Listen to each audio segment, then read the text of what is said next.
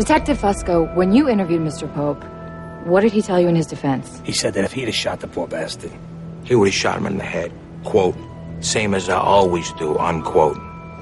Said he wouldn't have left him there half dead, blubbering for his girlfriend. We first meet Detective Fusco. He's a rather cynical character. The scene was colorful. 5 dead.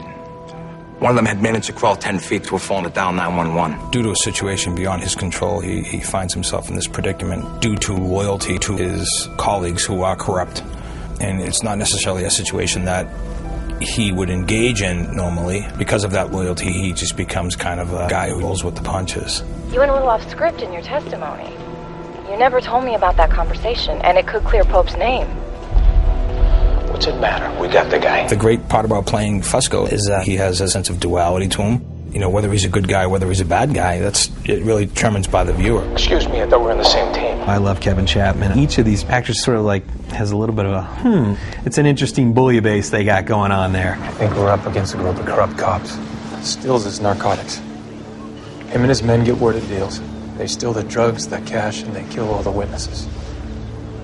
And they get Fusco to frame up guys like Lawrence Pope for the murders. Exactly. Fusco and Detective Stills work very closely together, and it's Detective Stills is the one who kind of pulls Detective Fusco into this situation. It is out of this situation where Detective Fusco becomes introduced to Reese, played by Jim Caviezel. Nice spot. it's Oyster Bay. Glad you like it. You're gonna be here a long, long time. Was there a point where you knew you'd become a bad guy? It's from that meeting that Reese is able to compromise and create a sense of leverage with Detective Fusco. If you're going to put someone in the back seat of your car, you have to search them properly.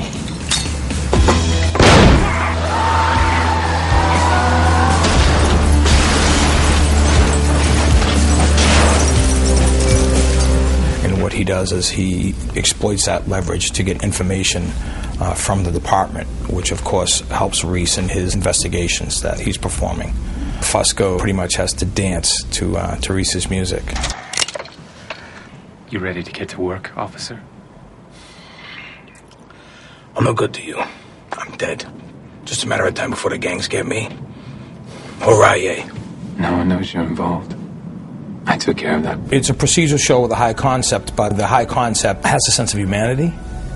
And I think for me, that's the thing that I really took to when I read the script. Surveillance plays a huge component in this piece.